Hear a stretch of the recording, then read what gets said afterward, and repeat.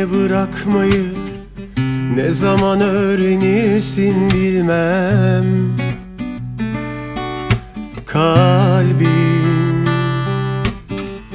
beni bana kırdıran, yaramı saran hep sendin. Harbim gitti, sanırım acısı kaldı tenimde.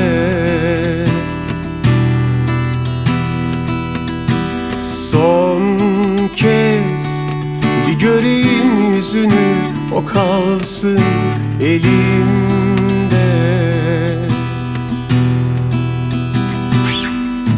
Dur, daha dur, çok yol var inan önünde.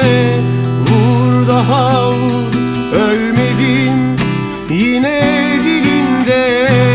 Dur, düşün, ne olur ikimiz için de. Değer mi bir daha koşmaya aşkın peşinde?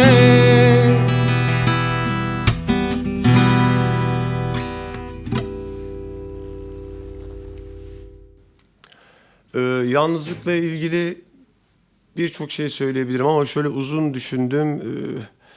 Yalnızlık senden kolay, hiç yorma kendini.